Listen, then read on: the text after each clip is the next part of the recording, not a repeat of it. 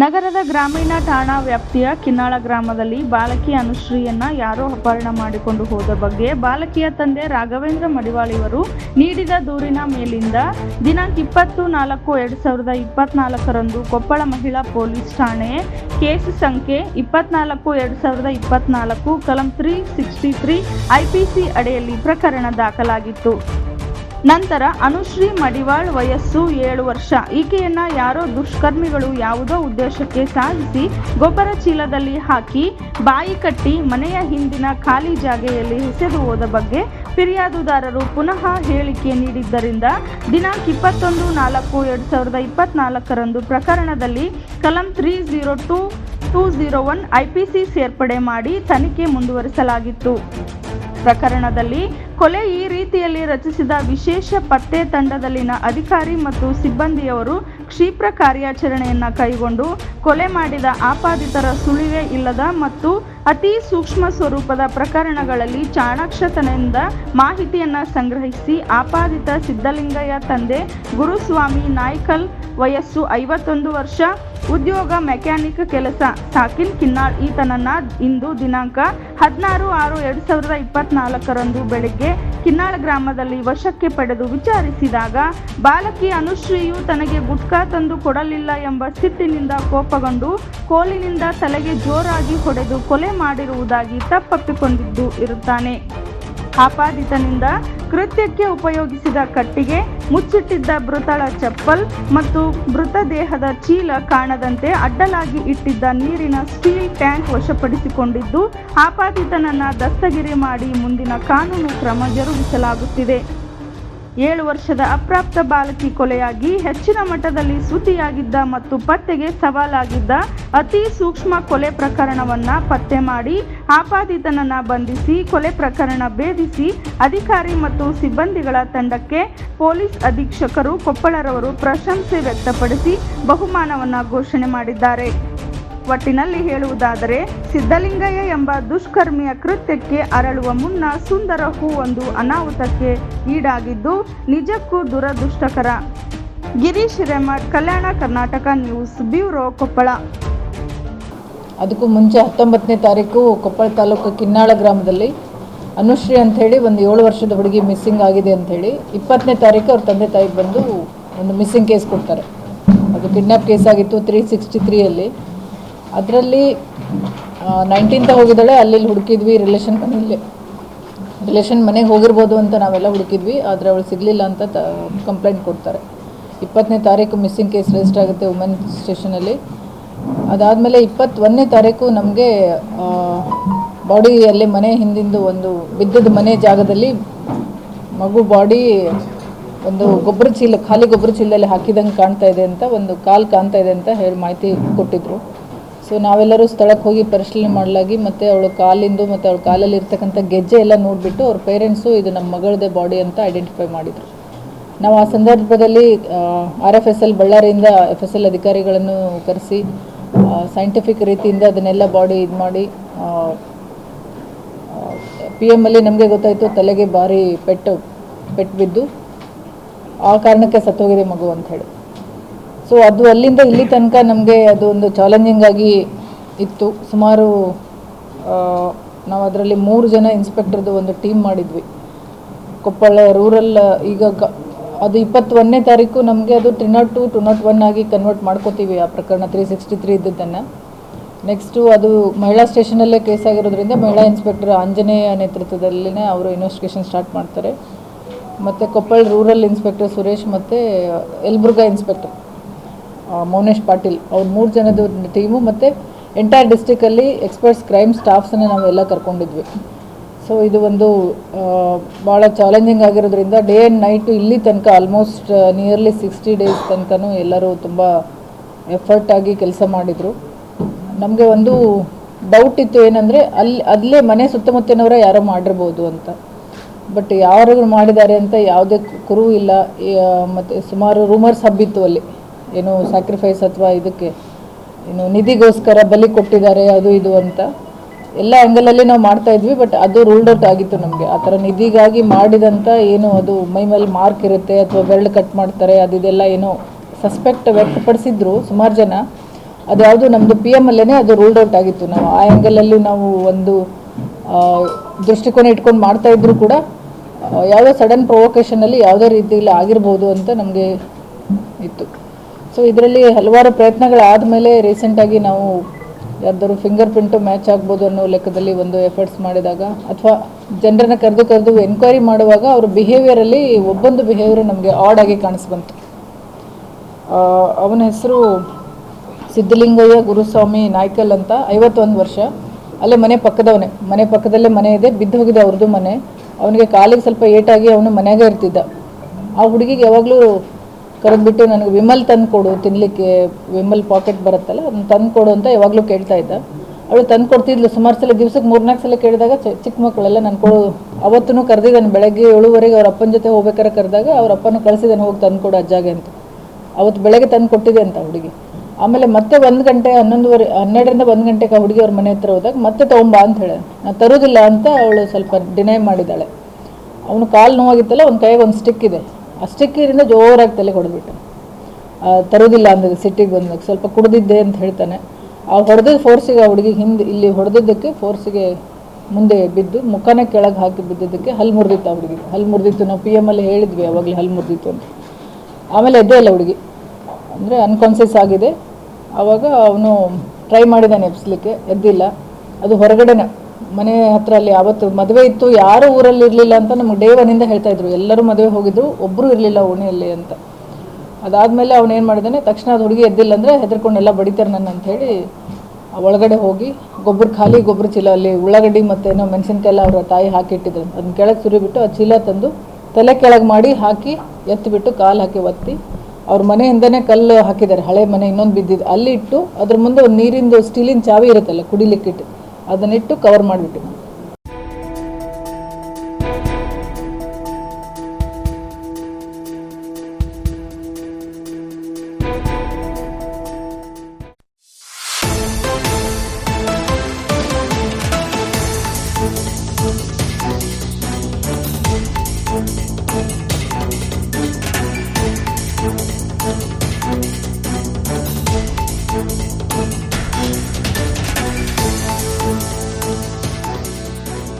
ತಾಲೂಕಿನ ಹಳೆಬಂಡಿ ಅರ್ಲಾಪುರ ಗ್ರಾಮದ ಉರ್ದು ಮಾಧ್ಯಮ ಸರ್ಕಾರಿ ಪ್ರಾಥಮಿಕ ಶಾಲೆಗೆ ತೆರಳಬೇಕಾಗಿದ್ದ ವಿದ್ಯಾರ್ಥಿಗಳು ಹರಸಾಹಸ ಪಟ್ಟು ಹೋಗುತ್ತಿರುವ ದೃಶ್ಯ ಸಮೇತ ವರದಿಯನ್ನ ನಮ್ಮ ಕಲ್ಯಾಣ ಕರ್ನಾಟಕ ಟಿವಿ ವಾಹಿನಿ ನಿನ್ನೆಯಷ್ಟೇ ವರದಿಯನ್ನ ಪ್ರಸಾರ ಮಾಡಿದ್ದು, ವರದಿಯ ಬೆನ್ನಲ್ಲೇ ಎಚ್ಚೆತ್ತುಕೊಂಡ ಸ್ಥಳೀಯ ಆಡಳಿತ ರಸ್ತೆ ದುರಸ್ತಿ ಕಾರ್ಯಕ್ಕೆ ಮುಂದಾಗಿದ್ದು, ಕಲ್ಯಾಣ ಕರ್ನಾಟಕ ಟಿವಿ ಚಾನೆಲ್ನ ವರದಿಗೆ ಸಿಕ್ಕ ಪ್ರತಿಫಲವಾಗಿದೆ.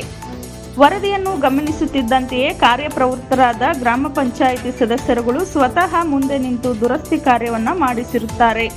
ಸದ್ಯ ಶಾಲೆಯ ರಸ್ತೆ ದುರಸ್ತಿ ಕಾರ್ಯ ಸಂಪೂರ್ಣಗೊಳ್ಳುತ್ತಿದ್ದು, ನಂತರ ವಿದ್ಯುತ್ ಹಾಗೂ ಶುದ್ಧ ಕುಡಿಯುವ ನೀರಿನ ವ್ಯವಸ್ಥೆಯನ್ನು ಸಹ ಶೀಘ್ರದಲ್ಲಿಯೇ ಸಂಪೂರ್ಣಗೊಳಿಸುವುದಾಗಿ ದೂರವಾಣಿಯ ಮುಖ್ಯ ವರದಿಗಾರರಿಗೆ ತಿಳಿಸಿರುತ್ತಾರೆ. Girish Hiremath, Kalyana Karnataka news bureau, Koppal.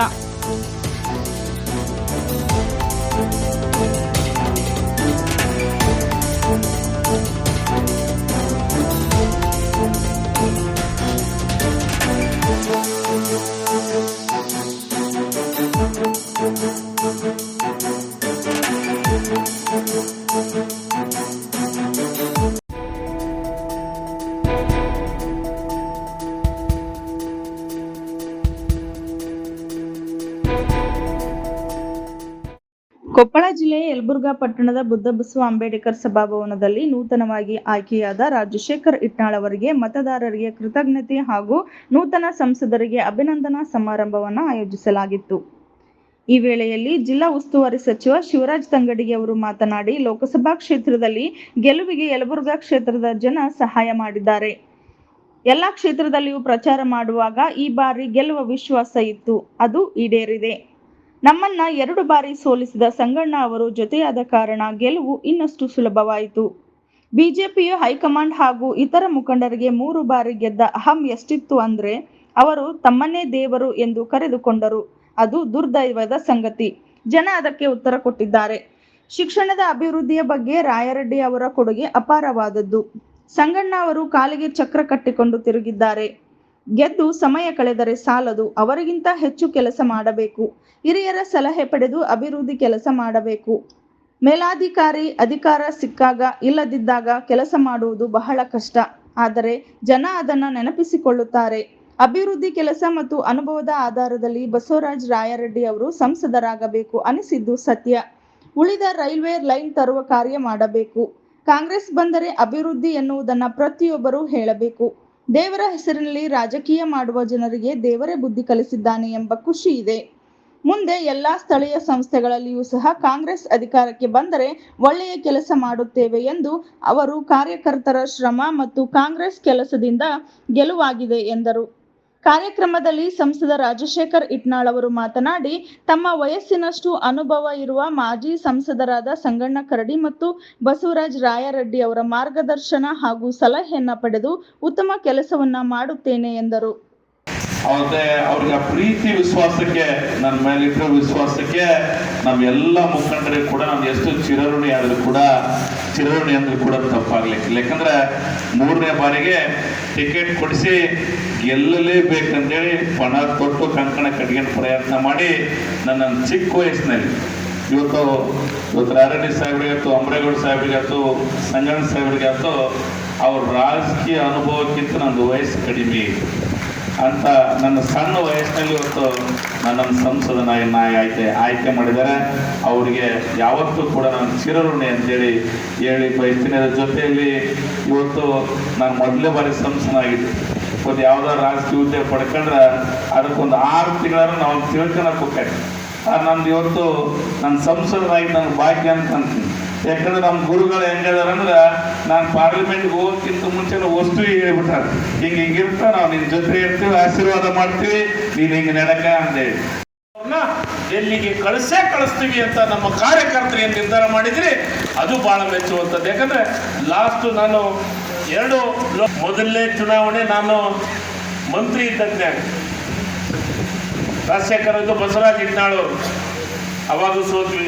ಭಾಳ ಸ್ವಲ್ಪ ಓಟ್ನಿಂದ, ಬರೀ 28,000 ಓಟ್ನಿಂದ ಸೋತ್ವಿ ಸಂಗಣ್ಣ ಸಾಹೇಬ್ರ ವಿರುದ್ಧ. ಅದಾದಮೇಲೆ 2ನೇ ಸತಿ ರಾಜಶೇಖರ್ ಇಟ್ನಾಳ್ ಅವ್ರು ಕೊಡಿಸಿದ್ವಿ. ಅವಾಗ ನಾನು ಜಿಲ್ಲಾ ಅಧ್ಯಕ್ಷ ಇದ್ದೆ, ಅಮರೇಗೌಡ ಸಾಹೇಬ್ರ ಜಾಗದಾಗಿದ್ದೆ. ಅವಾಗ ಜಿಲ್ಲಾ ಅಧ್ಯಕ್ಷನಾಗಿದ್ದಾಗ ನಾವು ಗೆಲ್ತೀವಿ ಅಂತಂದು ಇತ್ತು. ಆದರೆ ಅವತ್ತೂ 32,000 ಲೀಟರ್ ಸೋತ್ವಿ. ಆದರೆ ಈ ಸತೆ ಜೊತೆಗೆ ಯಾರು ನಮಗೆ ಸೋಲಿಸಿದ್ರು ಅವರ ನಮ್ಮ ಜೊತೆಗೆ ಬಂದಿರೋದ್ರಿಂದ ಈ ಸತಿ ಇನ್ನೂ ಈಸಿ ಆಗುತ್ತಾಗಿ ಬಂದ್ವಿ. ಅದಕ್ಕೆ ರಾಯರೆಡ್ಡಿ ಸಾಹೇಬ್ರು ಇರ್ಬೋದು, ಅಮರೇಗೌಡ ಸಾಹೇಬ್ರು ಇರ್ಬೋದು, ಸಂಗಣ್ಣ ಸಾಹೇಬ್ರು ಇರ್ಬೋದು, ಅಪ್ಪನಗೌಡರು ಇರ್ಬೋದು, ರಾಘವೇಂದ್ರ ಇಟ್ನಾಳ್ ಎಲ್ಲರೂ ಶತಾಯಗತೆಯ ಪ್ರಯತ್ನ, ಅದರ ಜೊತೆಗೆ ನಿಮ್ಮ ಪ್ರಯತ್ನ ಭಾಳ ದೊಡ್ಡದು. ಬಿಟ್ಕೊಳ್ಳಿ, 230 ಸೀಟ್ ಬರುತ್ತೆ ಅಂತ ಹೇಳಿದ್ದೆ ನಾನು.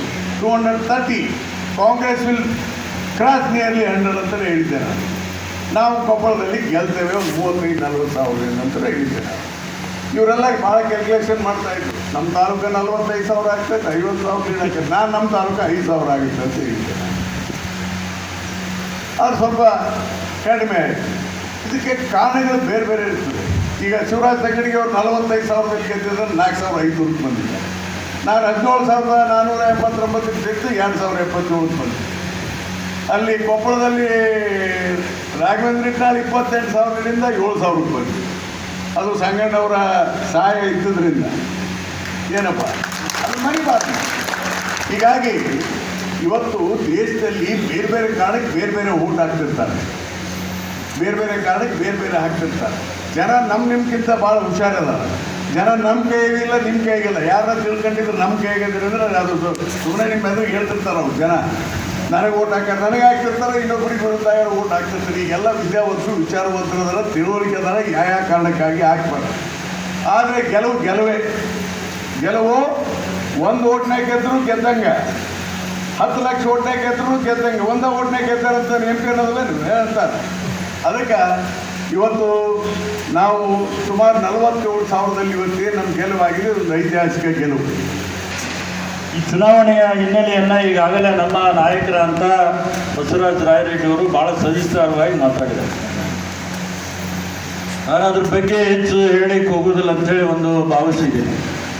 ಮತ್ತು ತರುಣರಾದಂಥ ರಾಜಶೇಖರ್ ಅವರಿಗೆ ಕೆಲವು ಸವಾಲುಗಳಿವೆ. ಅದಕ್ಕೆ ಆ ಸವಾಲುಗಳನ್ನು ಮೆಟ್ಟು ನಿಲ್ಲಬೇಕಾದ್ರೆ ಪ್ರಥಮ ಹಂತದಲ್ಲಿ ಯಾರು ಬೇಕಂದರೆ ಬಸವರಾಜ ರಾಯರೆಡ್ಡಿಯವರು, ಆಮೇಲೆ ನಮ್ಮ ಮಂತ್ರಿಗಳು ತಂಗಡಿಗೆಯವರು, ಅಮರೇಗೌಡರು, ನಮ್ಮ ರಾಘವೇಂದ್ರ ಅವರು, ಅನ್ಸಾರಿಯವರು, ಎಲ್ಲರೂ ಇಡೀ ನಮ್ಮ 8 ಕ್ಷೇತ್ರದ ಶಾಸಕರು ಕೂಡ ಅವ್ರ ಜೊತೆಗೆ ಇರಬೇಕಾಗ್ತದೆ. ಈಗ ರಾಜಶೇಖರ್ ಅವರು ಮಾಡ್ತಕ್ಕಂಥ ಯೋಜನೆಗಳ ಬಗ್ಗೆ ಒಂದು ಸ್ವಲ್ಪ ಮೆಲ್ಕು ಹಾಕಬೇಕಾಗಿದೆ.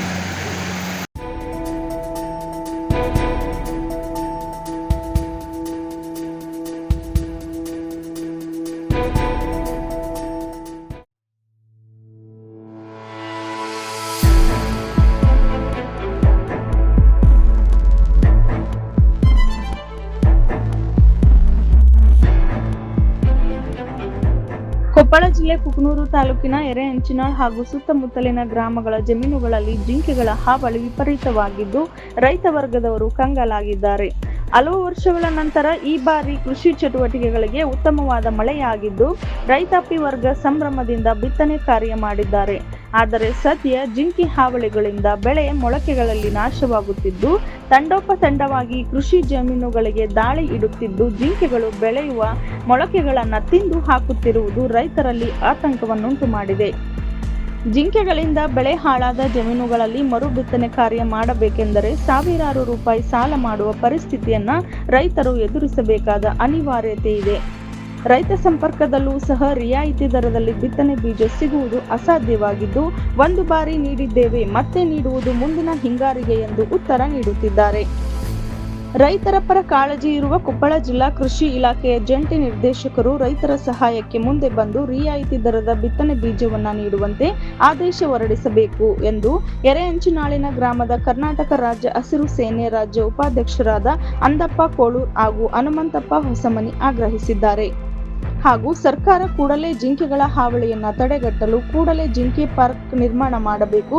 ಅಧಿಕಾರಿಗಳು ಸಹ ಸರ್ಕಾರಕ್ಕೆ ಪ್ರಸ್ತಾಪ ಸಲ್ಲಿಸಬೇಕು. ಈ ಕುರಿತಂತೆ ಯಲಬುರ್ಗಾ ಮತ್ತು ಕುಕನೂರು ತಾಲೂಕಿನ ರೈತರಿಂದ ಸಾಕಷ್ಟು ಬಾರಿ ಜಿಂಕೆ ವನವನ್ನ ನಿರ್ಮಿಸಲು ಆಗ್ರಹಿಸಿ ಮನವಿ ಪತ್ರವನ್ನ ಸಲ್ಲಿಸಲಾಗಿದ್ದರೂ ಸಹ ಯಾವುದೇ ಪ್ರಯೋಜನವಾಗಿಲ್ಲ ಎಂದು ಕಲ್ಯಾಣ ಕರ್ನಾಟಕ ಟಿವಿ ವಾಹಿನಿಗೆ ತಿಳಿಸಿದ್ದಾರೆ.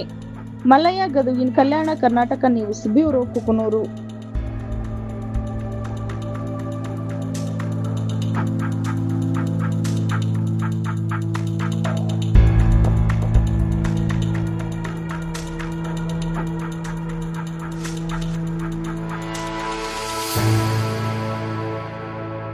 ಈ ವಿಷಯನ ಕೇಳಿದ್ರೆ ಎಲ್ಲ ನಾವು ಹೆಸರು ಬೀಜ ಬಿತ್ತೀವಿ, ಹೆಸರು ಇಷ್ಟು ಹುಟ್ಟವು, ಇಷ್ಟು ಚೀರು ತಿಂದು ಹಾಂ 2 ಕುರಿ ಹೊಲ ಬಾಂಧ ಆಗ್ಬಿಟ್ಟದ. ಈಗ ಒಂದು ಸಾಲು ಹಿಡಿದು ತಿನ್ನಕ್ಕೆ ಹಚ್ಬಿಟ್ಟವು. ಎಲ್ಲಿ ಮಟ್ಟ ಕಾಯ್ಬೇಕು ನಾವು ಅವನ್ನ? 70-80 ಚಿಗುರಿದಾವು. ಇದಂತಾದ್ರೆ ರೈತರು ಹೆಂಗೆ ಬಾಳೆ ಮಾಡ್ಬೇಕು? ಎಲ್ಲ ರೈತರು ಬೇರೆ ಸಾಲ ಮಾಡಿ ಹಾಕ್ತೀವಿ. ಒಂದು ಕೈ ಹತ್ತಲ್ಲ. ಈಗ ಅದು ಪರಿಹಾರ ಇಲ್ಲ, ಏನಿಲ್ಲ. ಏನು ಮಾಡ್ಬೇಕು ನಾವು? ಏನು ಮಾಡ್ಬೇಕು? ಸರ್ಕಾರಕ್ಕೆ ಏನು ಮಾಡ್ಕೊಂಡ್ರೆ ಅದಕ್ಕೆ ಪರಿಹಾರ ಕೊಡ್ಬೇಕು. ಬೀಜ ಇಲ್ಲಿ ಬಿತ್ತಕ್ಕ ಅಗ್ರದ ಬೀಜ ಕೊಡ್ವಲ್ರು, ಬೀಜ ಇಲ್ಲ ಅಂತಾರ. ಎಲ್ಲಿ ಮಡ ತಂದು ಹಾಕೋಣ ರೊಕ್ಕನ? ನೋಡ್ರಿ ಸರ್, ಇವತ್ತು ಮಳೆ ಸಂಪೂರ್ಣ ಆಗೈತಿ ಅಂತ ಎಲ್ಲ ಹೊಲ ಬಿತ್ತಿದ್ವಿ. ಎರೆಹೊಲ ಒಂದು 2 ನಾಟಿಗೆ ಆಗ್ಯಾವು. 2 ನಾಟಿಗೆ ಅವು ಚಿಗುರಿ ಜಿಂಕೆಗಳು ಇವತ್ತು ಹೊಲಕ್ಕೆ ನುಗ್ಗಿ ತಂಡೋಪತಂಡ 70-80 ಚಿಗುರಿ ಬರ್ತಾವ್ರಿ. ಬಂದ್ರೆ ಸಾಲಿಡು ತಿನ್ನಕತ್ತೇವು ಅಂದ್ರೆ ಒಂದು ಹಿಡಿದು ಮತ್ತೆ ಹೊಳ್ಳಿ ಬಿತ್ತಬೇಕು.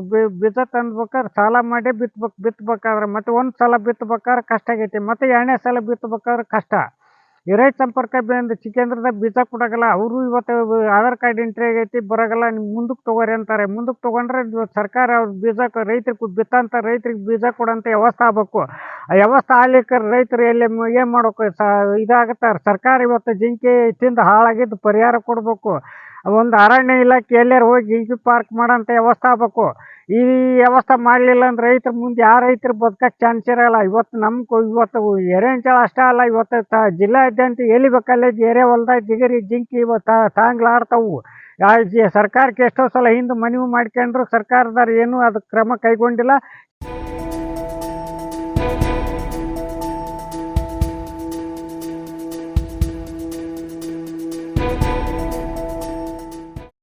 ಜಿಲ್ಲಾ ಕೇಂದ್ರವಾದ ಕೊಪ್ಪಳ ತಹಶೀಲ್ದಾರ್ ಕಾರ್ಯಾಲಯದಲ್ಲಿ ಪ್ರತಿ ಕೆಲಸಕ್ಕೂ ಹೆಚ್ಚುವರಿ ಶುಲ್ಕ ಭರಿಸಬೇಕಾದ ಅನಿವಾರ್ಯತೆ ಸಾರ್ವಜನಿಕರಿಗೆ ಉಂಟಾಗಿದೆ ಎಂದು ಜೈ ಕರ್ನಾಟಕ ರಕ್ಷಣಾ ವೇದಿಕೆ ರಾಜ್ಯ ಯುವ ಘಟಕದ ಅಧ್ಯಕ್ಷ ದಾವಲ್ ಮಲ್ಲಿಕ್ ಆರೋಪ ಮಾಡಿರುತ್ತಾರೆ.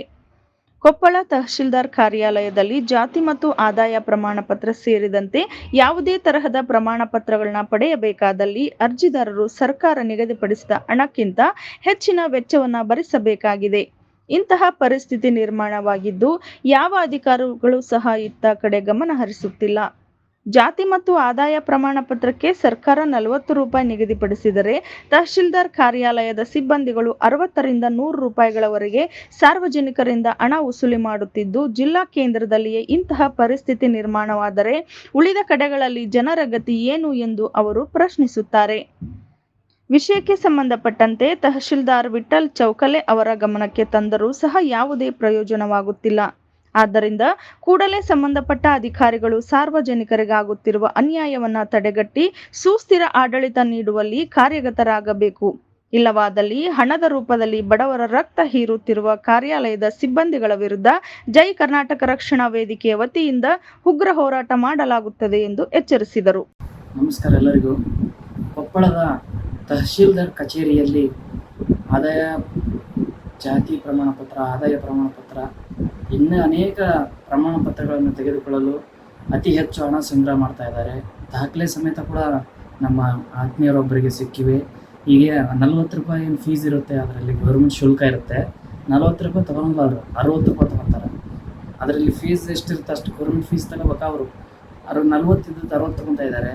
ಇಷ್ಟು ಆ ಥರ ಅನೇಕ ತಹಶೀಲ್ ಕಚೇರಿಯಲ್ಲಿ ಅಕ್ರಮ ನಡೀತಾ ಇದೆ. ಮಾನ್ಯ ತಹಶೀಲ್ದಾರ್ ಆಗಿರ್ತಕ್ಕಂಥ ವಿಠಲ್ ಸರ್ವೇಶ್ ಸಾರಿಗೆ ನನ್ನ ಮನವಿ ಇಷ್ಟೇ, ಅಂಥವರನ್ನು ಕೂಡಲೇ ತಮ್ಮ ಕಚೇರಿಯಿಂದ ಹಾಕಿ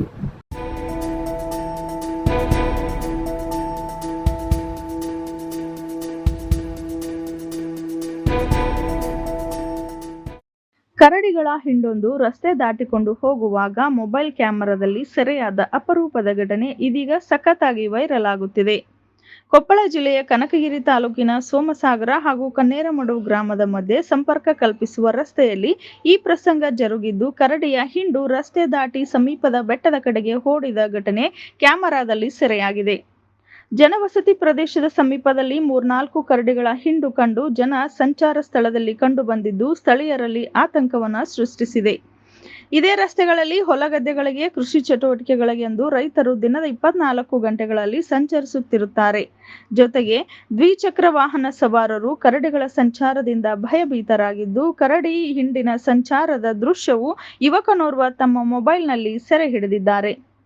ಒಟ್ಟಿನಲ್ಲಿ ರಸ್ತೆಯಲ್ಲಿ ಸಂಚಾರ ಮಾಡುವವರಲ್ಲಿ ಆತಂಕ ಮೂಡಿಸಿದ್ದು, ಕರಡಿಗಳ ಹಾವಳಿ ತಪ್ಪಿಸಲು ಅರಣ್ಯ ಇಲಾಖೆ ಸೂಕ್ತ ಕ್ರಮ ಕೈಗೊಳ್ಳಬೇಕು ಎಂದು ಸರ್ಕಾರವನ್ನು ಆಗ್ರಹಿಸಿದ್ದಾರೆ.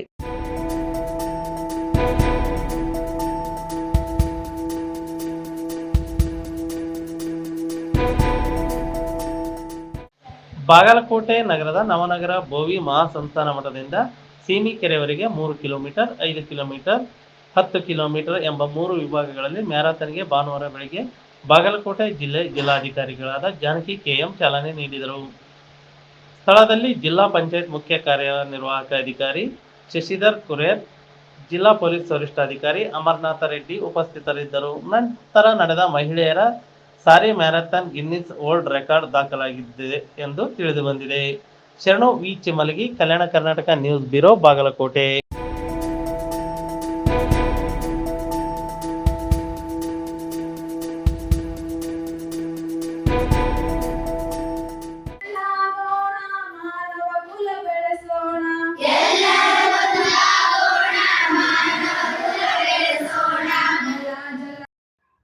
ಕೊಪ್ಪಳ ತಾಲೂಕಿನ ಇರ್ಕಲಗಡ ಗ್ರಾಮದ ಸರ್ಕಾರಿ ಹಿರಿಯ ಪ್ರಾಥಮಿಕ ಶಾಲೆಯಲ್ಲಿ ಇಂದು ಕೆಎಚ್ಪಿಟಿ ಸ್ಫೂರ್ತಿ ಕಾರ್ಯಕ್ರಮದ 1 ದಿನದ ತರಬೇತಿಯನ್ನು ಆಯೋಜಿಸಲಾಗಿತ್ತು.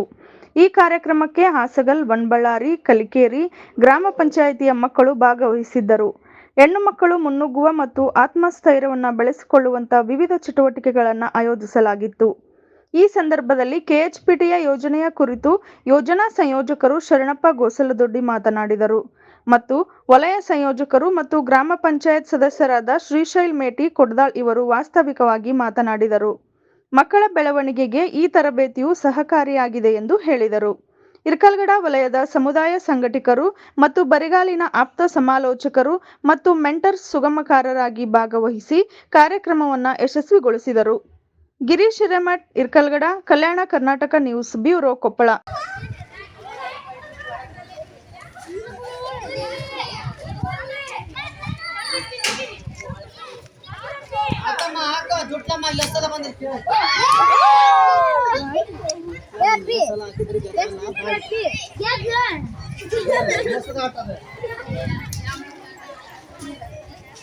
ನಾನಿದ್ದಾಗ ನೀವು ಯಾರು ಒಂದು ಗೆದ್ದಿದ್ದಿಲ್ಲ ನೀವು.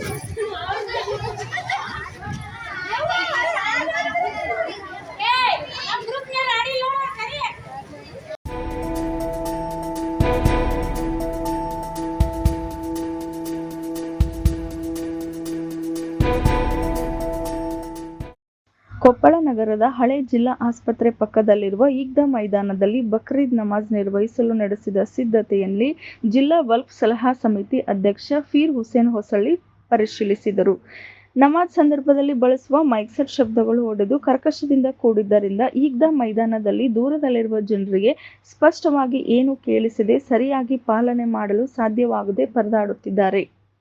ಈ ವರ್ಷದ ಬಕ್ರೀದ್ ಹಬ್ಬ ನಮಾಜ್ ನಿರ್ವಹಿಸುವಾಗ ಬಳಸುವ ಮೈಕ್ ಸೆಟ್ ಒಳ್ಳೆಯ ಗುಣಮಟ್ಟದಿಂದ ಕೂಡಿರುವಂತೆ ಕ್ರಮವಹಿಸಬೇಕು ಎಂದು ಸಂಘಟನೆಗಳ ಮುಖಂಡ ಎಸ್.ಎ. ಗಫರ್, ಜಿಲ್ಲಾ ವಕ್ಫ್ ಸಲಹಾ ಸಮಿತಿ ಅಧ್ಯಕ್ಷ ಫೀರ್ ಹುಸೇನ್ ಹೊಸಳ್ಳಿ ಅವರಲ್ಲಿ ಕೋರಿದರು. ನಗರದ ನಗರಸಭೆ ವಾಣಿಜ್ಯ ಕಟ್ಟಡ ಪಕ್ಕದಲ್ಲಿರುವ ಈಗ್ದಾ ಮೈದಾನದಲ್ಲಿ ಹಾಗೂ ಉಲಿಕೆರೆ ಬಳಿಯ ಈಗ್ದಾ ಮೈದಾನದಲ್ಲಿ ನಗರಸಭೆ ಪೌರಾಯುಕ್ತರು, ಸಿಬ್ಬಂದಿಗಳು ಸ್ವಚ್ಛತೆ ಮಾಡಿ ನೈರ್ಮಲ್ಯ ಕಾಪಾಡಬೇಕು. ಪೊಲೀಸ್ ಅಧಿಕಾರಿಗಳು ತಮ್ಮ ಸಿಬ್ಬಂದಿಯೊಂದಿಗೆ ವಾಹನಗಳ ಸಂಚಾರ ವ್ಯವಸ್ಥೆ ಮಾಡಿ ನಮಾಜ್ ನಿರ್ವಹಿಸಲು ಬರುವ ಜನರಿಗೆ ಅನುಕೂಲವಾಗುವಂತೆ ಕ್ರಮ ಕೈಗೊಳ್ಳಬೇಕು. ಬಕ್ರೀದ್ ಹಬ್ಬದ ನಮಾಜ್ ಬಳಿಕ ಹಬ್ಬದ ಶುಭಾಶಯಗಳು ವಿನಿಮಯ ಮಾಡಿಕೊಳ್ಳಲು ಬರುವ ಸರ್ವ ಜನಾಂಗದ ನಾಯಕರಿಗೆ, ಅಧಿಕಾರಿಗಳಿಗೆ ಶಾಮಿಯಾನದ ವ್ಯವಸ್ಥೆ ಮಾಡಲಾಗುತ್ತದೆ ಎಂದು ಸಮುದಾಯದ ಮುಖಂಡ ಮಾನ್ವಿ ಪಾಷಾ ಹೇಳಿದರು. ಪ್ರತಿ ವರ್ಷದಂತೆ ಈ ವರ್ಷವೂ ಕೂಡ ಬಕ್ರೀದ್ ಹಬ್ಬದ ಪ್ರಯುಕ್ತ ನಡೆಯುವ ಸಾಮೂಹಿಕ ನಮಾಜ್ ಪ್ರಾರ್ಥನೆ ನಡೆಸಲು ನಗರದ ಹಳೆ ಜಿಲ್ಲಾ ಆಸ್ಪತ್ರೆ ಪಕ್ಕದ ಈಗ್ದಾ ಹಾಗೂ ಉಲಿಕೆರೆ ಹತ್ತಿರದ ಈಗ್ದಾ ಮೈದಾನಗಳಲ್ಲಿ ಸಮರ್ಪಕವಾದ ವ್ಯವಸ್ಥೆಯನ್ನ ಮಾಡುವಂತೆ ಸಂಬಂಧಿಸಿದ ಅಧಿಕಾರಿಗಳಿಗೆ ಜಿಲ್ಲಾ ವಕ್ಫ್ ಸಲಹಾ ಸಮಿತಿ ಅಧ್ಯಕ್ಷ ಫೀರ್ ಹುಸೇನ್ ಹೊಸಳ್ಳಿ ಸೂಚಿಸಿದರು.